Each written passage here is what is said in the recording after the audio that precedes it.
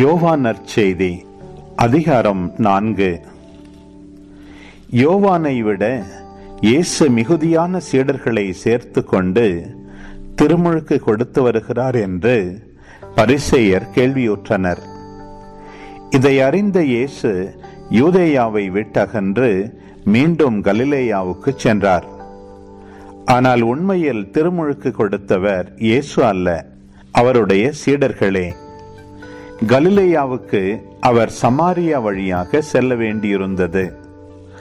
அவர் சமாரியாவில் உள்ள சிக்கார் என்னும் ஊருக்கு வந்து சேர்ந்தார்.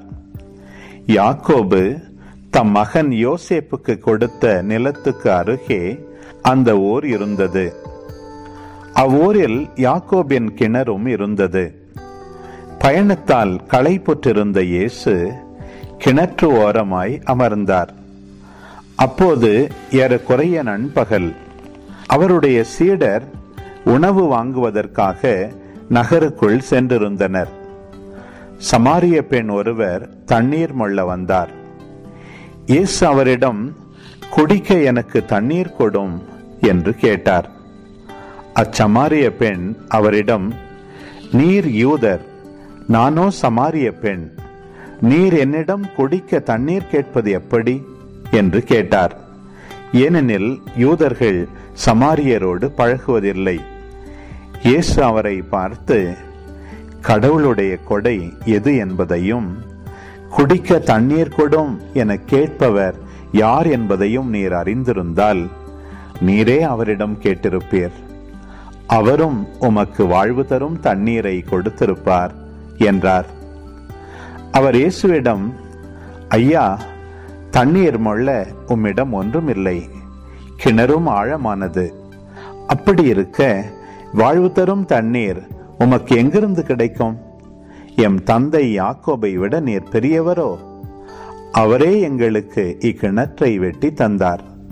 அவரும் அவருடைய மக்களும் கால்நடைகளும் இதிலிருந்துதான் தண்ணீர் குடிப்பது வழக்கம் என்றார். இயேசு அவரை பார்த்து, இந்த தண்ணீரை குடிக்கும் ஒவ்வொருவருக்கும் மீண்டும் தாகம் எடுக்கும். நான் கொடுக்கும் தண்ணீரை குடிக்கும் எவருக்கும் என்றுமே தாகம் எடுக்காது. நான் கொடுக்கும் தண்ணீர் அதை குடிப்பவருக்குள் பொங்கி எழும் ஊற்றாக மாறி நிலைவாழ்வு அளிக்கும் என்றார். அப்பெண் அவரை நோக்கி, ஐயா, அத்தண்ணீரை எனக்கு கொடும். அப்போது எனக்கு தாகமும் எடுக்காது, தண்ணீர் மொள்ள நான் இங்கு வர தேவையும் இருக்காது என்றார். இயேசு அவரிடம், நீர் போய் உம் கணவரை இங்கே கூட்டிக் கொண்டு வாரும் என்று கூறினார். அப்பெண் அவரை பார்த்து, எனக்கு கணவர் இல்லையே என்றார். இயேசு அவரிடம், எனக்கு கணவர் இல்லை என நீர் சொல்வது சரியே. உமக்கு 5 கணவர்கள் இருந்தார்கள். என்றாலும் இப்போது உம்முடன் இருப்பவர் உம் கணவர் அல்ல. எனவே நீர் கூறியது உண்மையே என்றார். அப்பெண் அவரிடம், ஐயா, நீர் ஓர் இறைவாக்கினர் என கண்டுகொண்டேன். எங்கள் முன்னோர் இம்மலையில் வழிபட்டு வந்தனர். ஆனால் நீங்கள் எருசலேமில் தான் வழிபட வேண்டும் என்கிறீர்களே என்றார். இயேசு அவரிடம், அம்மா, என்னை நம்பும், காலம் வருகிறது, அப்போது நீங்கள் தந்தையை இம்மலையிலோ எருசலேமிலோ வழிபட மாட்டீர்கள். யாரை வழிபடுகிறீர்கள் என தெரியாமல் நீங்கள் வழிபடுகிறீர்கள். ஆனால் நாங்கள் தெரிந்து வழிபடுகிறோம். யூதரிடமிருந்தே மீட்பு வருகிறது. காலம் வருகிறது, ஏன் வந்தே விட்டது. அப்போது உண்மையாய் வழிபடுவோர் தந்தையை அவரது உண்மை இயல்புக்கேற்ப உள்ளத்தில் வழிபடுவர். தம்மை வழிபடுவோர் இத்தகையோராய் இருக்கவே தந்தை விரும்புகிறார். கடவுள் உருவமற்றவர். அவரை வழிபடுவோர் அவரது உண்மை இயல்புக்கு ஏற்ப உள்ளத்தில்தான் வழிபட வேண்டும் என்றார். அப்பெண் அவரிடம், கிறிஸ்து எனப்படும் மெசியா வருவார் என எனக்கு தெரியும். அவர் வரும்போது அனைத்தையும் எங்களுக்கு அறிவிப்பார் என்றார். இயேசு அவரிடம், உம்மோடு பேசும் நானே அவர் என்றார். அந்நேரத்தில் இயேசுவின் சீடர் திரும்பி வந்தனர். பெண் ஒருவரிடம் அவர் பேசிக் கொண்டிருப்பதை கண்டு அவர்கள் வியப்புற்றனர். எனினும் என்ன வேண்டும் என்றோ அவரோடு என்ன பேசுகிறீர் என்றோ எவரும் கேட்கவில்லை. அப்பெண் தம் குடத்தை விட்டுவிட்டு ஊருக்குள் சென்று மக்களிடம், நான் செய்த எல்லாவற்றையும் என்னிடம் சொன்ன மனிதரை வந்து பாருங்கள், அவர் மெசியாவாக இருப்பாரோ என்றார். அவர்கள் ஊரிலிருந்து புறப்பட்டு இயேசுவிடம் வந்தார்கள். அதற்கிடையில் சீடர், ரபி, உண்ணும் என்று வேண்டினர். இயேசு அவர்களிடம், நான் உண்பதற்குரிய உணவு ஒன்று உண்டு, அது உங்களுக்கு தெரியாது என்றார். யாராவது அவருக்கு உணவு கொடுத்திருப்பார்களோ என்று சீடர்கள் தங்களிடையே பேசிக்கொண்டார்கள். இயேசு அவர்களிடம், என்னை அனுப்பியவரின் திருவுளத்தை நிறைவேற்றுவதும் அவர் கொடுத்த வேலையை செய்து முடிப்பதுமே என் உணவு. 4 மாதங்களுக்கு பின்தான் அறுவடை என்னும் கூற்று உங்களிடையே உண்டே. நிமிர்ந்து வயல்வெளிகளை பாருங்கள், பயிர் முற்றி அறுவடைக்கு தயாராய் உள்ளது. அறுப்பவர் கூலி பெறுகிறார். நிலைவாழ்வு பெறுவதற்காக மக்களை கூட்டி சேர்க்கிறார். இவ்வாறு விதைப்பவரும் அறுப்பவரும் ஒருமிக்க மகிழ்ச்சி அடைகின்றனர். நீங்கள் உழைத்து பயிரிடாததை அறுவடை செய்ய நான் உங்களை அனுப்பினேன்.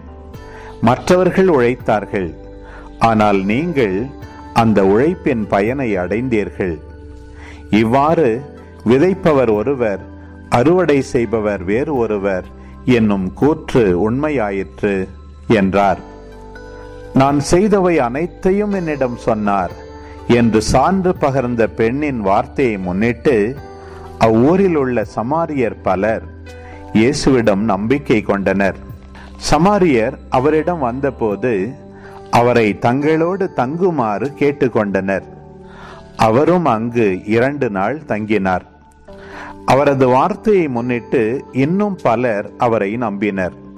அவர்கள் அப்பெண்ணிடம், இப்போது உன் பேச்சை கேட்டு நாங்கள் நம்பவில்லை, நாங்களே அவர் பேச்சை கேட்டோம். அவர் உண்மையிலே உலகின் மீட்பர் என அறிந்து கொண்டோம் என்றார்கள். அந்த 2 நாளுக்கு பிறகு இயேசு அங்கிருந்து கலிலேயாவுக்கு சென்றார். தம் சொந்த ஊரில் இறைவாக்கினருக்கு மதிப்பு இராது என்று அவரே கூறியிருந்தார். அவர் கலிலேயா வந்தபோது கலிலேயர் அவரை வரவேற்றனர். ஏனெனில் அவர்கள் திருவிழாவுக்கு சென்றிருந்த போது எருசலேமில் அவர் செய்தவை அனைத்தையும் கண்டிருந்தனர். கலிலேயாவில் உள்ள கானாவுக்கு இயேசு மீண்டும் சென்றார். அங்கேதான் அவர் தண்ணீரை திராட்சரசமாக்கியிருந்தார்.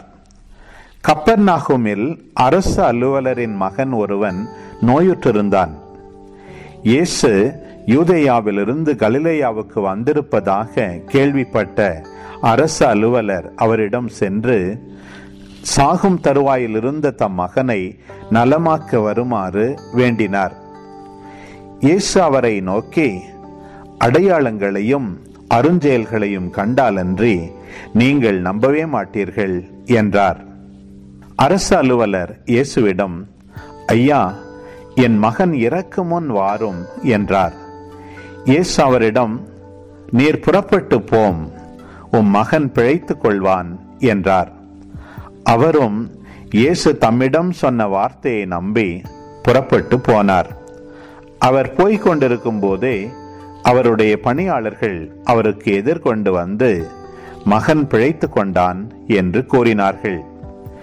எத்தனை மணிக்கு நோய் நீங்கியது என்று அவர் அவர்களிடம் வினவ, அவர்கள் நேற்று பிற்பகல் 1 மணிக்கு காய்ச்சல் நீங்கியது என்றார்கள். உம் மகன் பிழைத்துக் கொள்வான் என்று இயேசு அந்நேரத்தில்தான் கூறினார் என்பதை அவன் தந்தை நினைவு கூர்ந்தார். அவரும் அவர் வீட்டார் அனைவரும் இயேசுவை நம்பினர். இயேசு யூதேயாவிலிருந்து கலிலேயாவுக்கு வந்த பிறகு செய்த 2வது அருமடையாளம் இதுவே.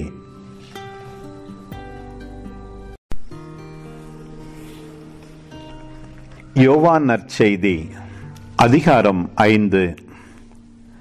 யூதர்களின் திருவிழா ஒன்று வந்தது. இயேசுவும் எருசலேமுக்கு சென்றார். எருசலேமில் ஆட்டு வாயிலுக்கு அருகில் 5 மண்டபங்கள் கொண்ட குளம் ஒன்று உண்டு. எபிரேய மொழியில் பெத்சதா என்பது அதன் பெயர். இம்மண்டபங்களில் உடல் நலமற்றோர், பார்வையற்றோர், கால் ஊனமுற்றோர், முடக்குவாதமுற்றோர் ஆகியோர் திரளாய் படுத்து கிடப்பர்.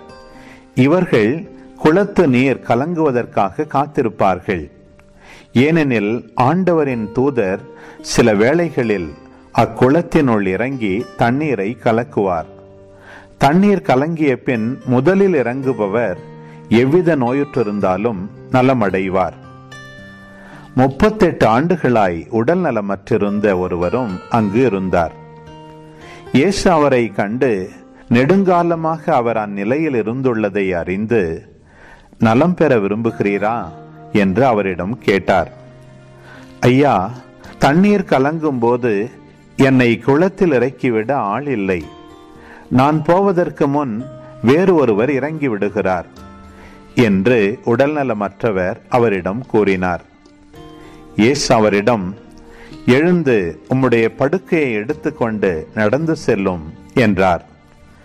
உடனே அம்மனிதர் நலமடைந்து தம்முடைய படுக்கையை எடுத்துக்கொண்டு நடந்தார்.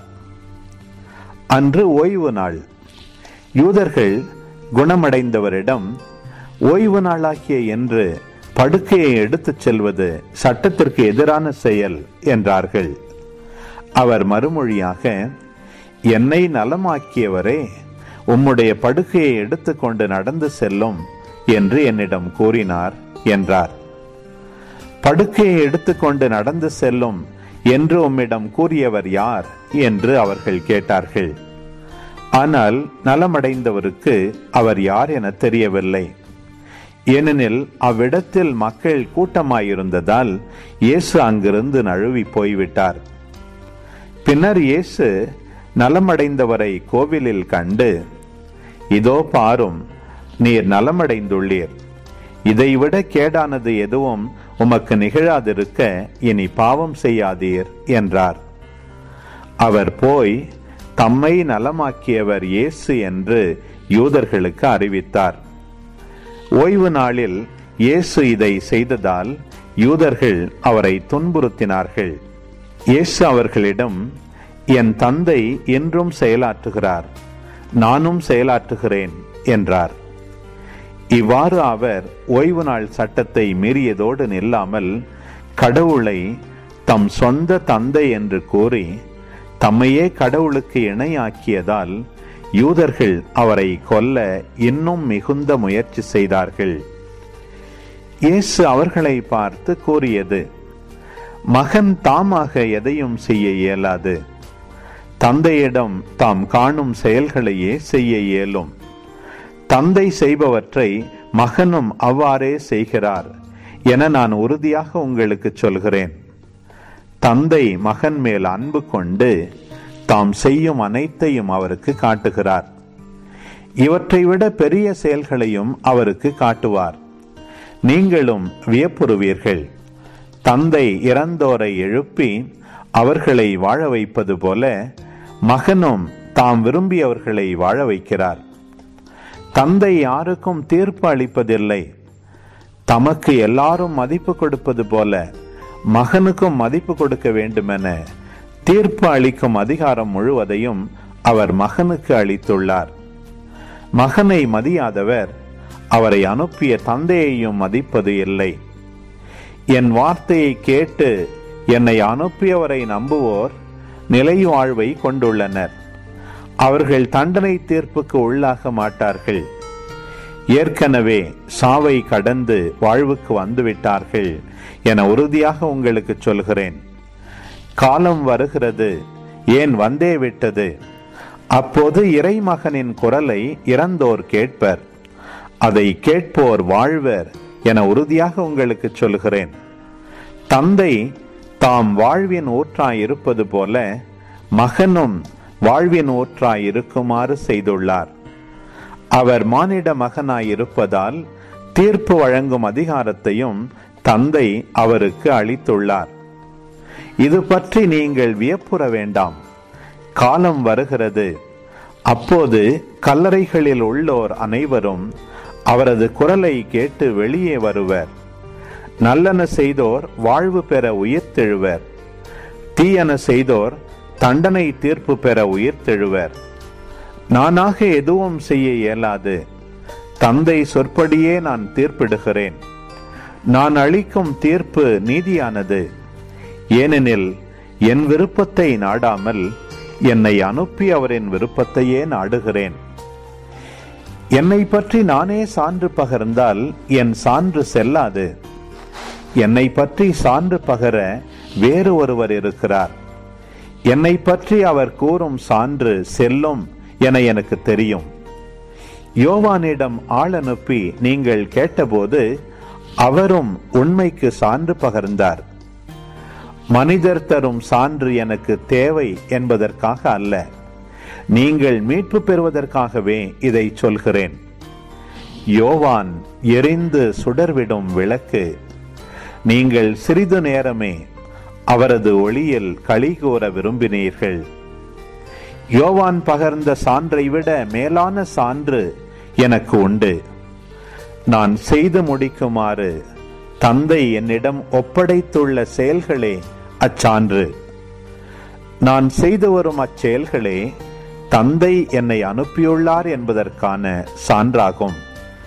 என்னை அனுப்பிய தந்தையும் எனக்கு சான்று பகர்ந்துள்ளார். நீங்கள் ஒருபோதும் அவரது குரலை கேட்டதும் இல்லை, அவரது உருவை கண்டதும் இல்லை. அவரது வார்த்தையும் உங்களுக்குள் நிலைத்திருக்கவில்லை, ஏனெனில் அவர் அனுப்பியவரை நீங்கள் நம்பவில்லை. மறைநூல் வழியாக நிலை வாழ்வு கிடைக்கும் என எண்ணி அதனை துருவி துருவி ஆராய்ந்து பார்க்கிறீர்களே, அம்மறைநூலும் எனக்கு சான்று பகர்கிறது. வாழ்வு பெறுமாறு என்னிடம் வர உங்களுக்கு விருப்பமில்லை. மனிதர் தரும் பெருமை எனக்கு தேவையில்லை. உங்களை எனக்கு தெரியும், உங்களிடம் இறை அன்பு இல்லை. நான் என் தந்தையின் பெயரால் வந்துள்ளேன், ஆனால் என்னை நீங்கள் ஏற்றுக்கொள்ளவில்லை. வேறொருவர் தம் சொந்த பெயரால் வருவாரானால் அவரை நீங்கள் ஏற்றுக்கொள்வீர்கள். கடவுள் ஒருவரே. அவர் தரும் பெருமையை நாடாது ஒருவர் மற்றவரிடமிருந்து பெருமை தேடிக் கொள்கிறீர்களே. உங்களால் எப்படி என்னை நம்ப இயலும்? தந்தையின் முன்னிலையில் உங்கள் மேல் குற்றம் சுமத்த போகிறவன் நான் என நினைக்காதீர்கள். உங்கள் சார்பாக நிற்பார் என நீங்கள் எதிர்பார்க்கும் மோசேயே உங்கள் மேல் குற்றம் சுமத்துவார். நீங்கள் மோசேயை நம்பியிருந்தால் என்னையும் நம்பியிருப்பீர்கள், ஏனெனில் அவர் என்னை பற்றித்தான் எழுதினார். அவர் எழுதியவற்றை நீங்கள் நம்பவில்லை என்றால் நான் சொல்பவற்றை எவ்வாறு நம்பப் போகிறீர்கள்?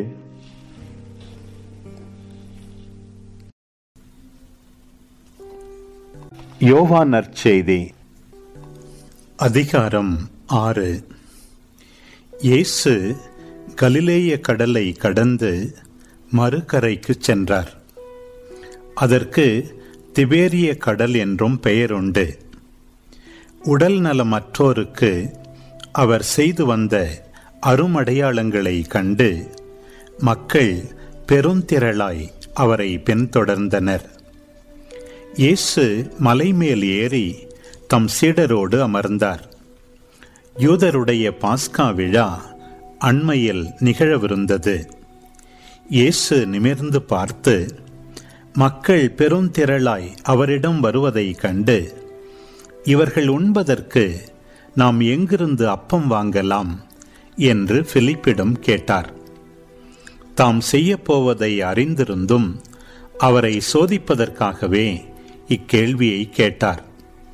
பிலிப்பு மறுமொழியாக, 200 தெனாரியத்திற்கு அப்பம் வாங்கினாலும் ஆளுக்கு ஒரு சிறு துண்டும் கிடைக்காதே என்றார்.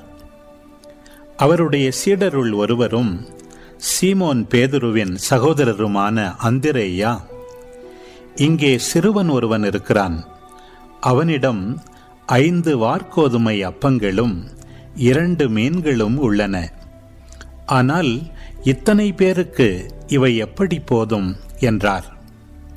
இயேசு, மக்களை அமரச் செய்யுங்கள் என்றார்.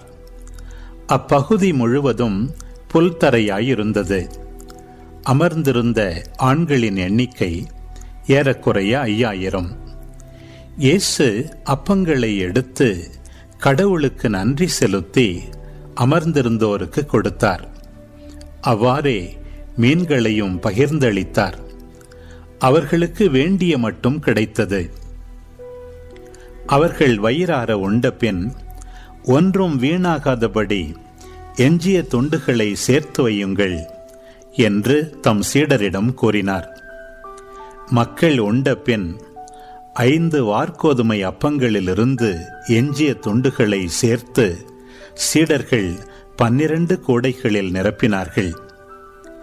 இயேசு செய்த இந்த அருமடையாளத்தை கண்ட மக்கள், உலகிற்கு வரவிருந்த இறைவாக்கினர் உண்மையில் இவரே என்றார்கள். அவர்கள் வந்து தம்மை பிடித்து கொண்டு போய் அரசராக்கப் போகிறார்கள் என்பதை உணர்ந்து இயேசு மீண்டும் தனியாய் மலைக்குச் சென்றார். மாலை வேளையானதும் இயேசுவின் சீடர்கள் கடற்கரைக்கு வந்து படகேறி மறுகரையில் உள்ள கப்பர்நாகுமுக்கு புறப்பட்டார்கள். ஏற்கனவே இருட்டிவிட்டது. இயேசுவும் அவர்களிடம் அதுவரை வந்து சேரவில்லை. அப்போது பெருங்காற்று வீசிற்று. கடல் பொங்கி எழுந்தது. அவர்கள் 5 அல்லது 6 கிலோமீட்டர் தொலை படகு ஓட்டிய பின் இயேசு கடல் மீது நடந்து படகருகில் வருவதை கண்டு அஞ்சினார்கள்.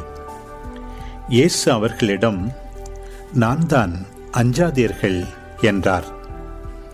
அவர்கள் அவரை படகில் ஏற்றிக்கொள்ள விரும்பினார்கள். ஆனால் படகு உடனே அவர்கள் சேர வேண்டிய இடம் போய் சேர்ந்துவிட்டது. சீடர்கள் புறப்பட்ட கரையிலேயே மறுநாளும் மக்கள் கூட்டமாய் நின்று கொண்டிருந்தார்கள். முந்தின நாள் ஒரு படகை தவிர வேறு படகு எதுவும் அங்கு இல்லை என்பதையும், அதில் இயேசுவின் சீடர்கள் மட்டும் போனார்களே அன்றி இயேசு அவர்களோடு அப்படகில் ஏறவில்லை என்பதையும் அவர்கள் கண்கூடாக பார்த்திருந்தார்கள்.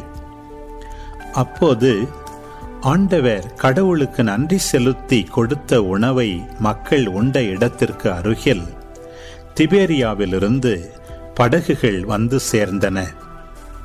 இயேசுவும் அவருடைய சீடரும் அங்கு இல்லை என்பதை கண்ட மக்கள் கூட்டமாய் அப்படகுகளில் ஏறி இயேசுவை தேடி கப்பர்நாகுமுக்கு சென்றனர். அங்கு கடற்கரையில் அவர்கள் அவரை கண்டு, ரபி, எப்போது இங்கு வந்தீர் என்று கேட்டார்கள். இயேசு மறுமொழியாக, நீங்கள் அருமடையாளங்களை கண்டதால் அல்ல, மாறாக அப்பங்களை வயிறார உண்டதால்தான் என்னை தேடுகிறீர்கள் என உறுதியாக உங்களுக்கு சொல்லுகிறேன். அழிந்து போகும் உணவுக்காக உழைக்க வேண்டாம், நிலை வாழ்வு தரும் அழியாத உணவுக்காகவே உழையுங்கள். அவ்வுணவை மானிட மகன் உங்களுக்கு கொடுப்பார். ஏனெனில் தந்தையாகிய கடவுள் அவருக்கே தம் அதிகாரத்தை அளித்துள்ளார் என்றார். அவர்கள் அவரை நோக்கி, எங்கள் செயல்கள் கடவுளுக்கு ஏற்றவையாக இருப்பதற்கு நாங்கள் என்ன செய்ய வேண்டும் என்று கேட்டார்கள். இயேசு அவர்களை பார்த்து, கடவுள் அனுப்பியவரை நம்புவதே கடவுளுக்கேற்ற செயல் என்றார். அவர்கள், நாங்கள் கண்டு உம்மை நம்பும் வகையில் நீர் என்ன அருமடையாளம் காட்டுகிறீர்?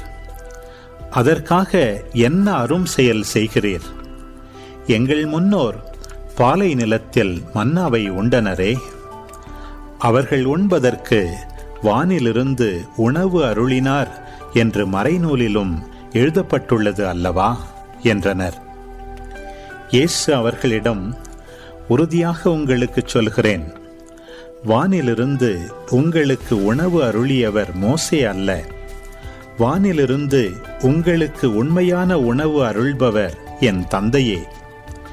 கடவுள் தரும் உணவு வானிலிருந்து இறங்கி வந்து உலகுக்கு வாழ்வு அளிக்கிறது என்றார். அவர்கள், ஐயா, இவ்வுணவை எங்களுக்கு எப்போதும் தாரும் என்று கேட்டுக்கொண்டார்கள். இயேசு அவர்களிடம், வாழ்வு தரும் உணவு நானே. என்னிடம் வருபவருக்கு பசியே இராது. என்னிடம் நம்பிக்கை கொண்டிருப்பவருக்கு என்றுமே தாகமிராது. ஆனால் நான் உங்களுக்கு சொன்னவாறே நீங்கள் என்னை கண்டிருந்தும் நம்பவில்லை. தந்தை என்னிடம் ஒப்படைக்கும் அனைவரும் என்னிடம் வந்து சேருவர். என்னிடம் வருபவரை நான் புறம்பே தள்ளிவிட மாட்டேன். ஏனெனில் என் சொந்த விருப்பத்தை நிறைவேற்ற அல்ல, என்னை அனுப்பியவரின் விருப்பத்தை நிறைவேற்றவே நான் விண்ணகத்திலிருந்து இறங்கி வந்தேன். அவர் என்னிடம் ஒப்படைக்கும் எவரையும் நான் அழிய விடாமல் இறுதி நாளில் அனைவரையும் உயிர்த்தெழச் செய்ய வேண்டும். இதுவே என்னை அனுப்பியவரின் திருவுளம். மகனை கண்டு அவரிடம் நம்பிக்கை கொள்ளும் அனைவரும் நிலைவாழ்வு பெற வேண்டும் என்பதே என் தந்தையின் திருவுளம். நானும் இறுதி நாளில் அவர்களை உயிர்த்தெழச் செய்வேன் என்று கூறினார். விண்ணகத்திலிருந்து இறங்கி வந்த உணவு நானே என்று இயேசு கூறியதால் யூதர்கள் அவருக்கு எதிராக முணுமுணுத்தார்கள். இவர் யோசேப்பின் மகனாகிய இயேசு அல்லவா? இவருடைய தாயும் தந்தையும் நமக்கு தெரியாதவர்களா? அப்படி இருக்க, நான் விண்ணகத்திலிருந்து இறங்கி வந்தேன் என இவர் எப்படி சொல்லலாம் என்று பேசிக்கொண்டார்கள். இயேசு அவர்களை பார்த்து கூறியது, உங்களிடையே முணுமுணுக்க வேண்டாம். என்னை அனுப்பிய தந்தை ஈர்த்தால் ஒழிய எவரும் என்னிடம் வர இயலாது. என்னிடம் வருபவரை நானும் இறுதி நாளில் உயிர்த்தெழச் செய்வேன். கடவுள் தாமே அனைவருக்கும் கற்றுத்தருவார் என இறைவாக்கு நூல்களில் எழுதியுள்ளது. தந்தைக்கு செவிசாய்த்து அவரிடமிருந்து கற்றுக்கொண்ட அனைவரும் என்னிடம் வருவர். கடவுள் தாமே கற்றுத்தருவார் என்பதிலிருந்து தந்தையை எவராவது கண்டுள்ளார் என்று பொருள் கொள்ளக்கூடாது.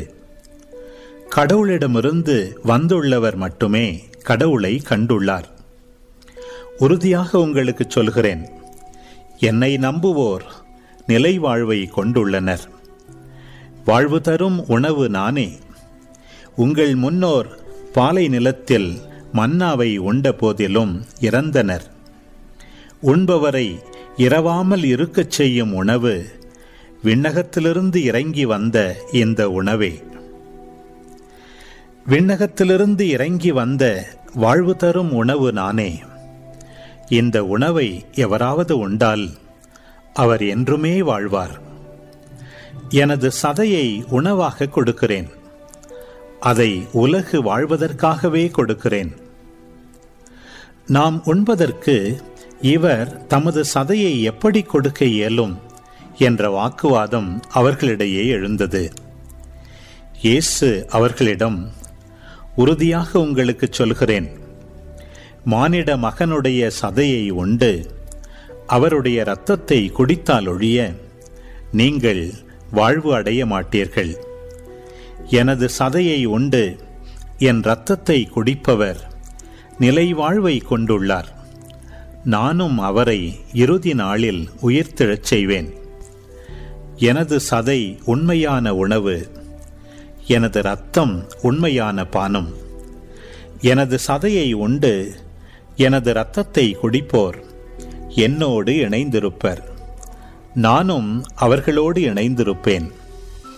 வாழும் தந்தை என்னை அனுப்பினார். நானும் அவரால் வாழ்கிறேன். அதுபோல் என்னை உண்போரும் என்னால் வாழ்வர். விண்ணகத்திலிருந்து இறங்கி வந்த உணவு இதுவே. இது நம் முன்னோர் உண்ட உணவு போன்றது அல்ல. அதை உண்டவர்கள் இறந்து போனார்கள். இவ்வுணவை உண்போர் என்றும் வாழ்வர். இயேசு கப்பர்நாகுமில் உள்ள தொழுகை கூடத்தில் இவ்வாறு கற்பித்தார். அவருடைய சீடர் பலர் இதை கேட்டு, இதை ஏற்றுக்கொள்வது மிக கடினம், இப்பேச்சை இன்னும் கேட்டுக்கொண்டிருக்க முடியுமா என்று பேசிக்கொண்டனர்.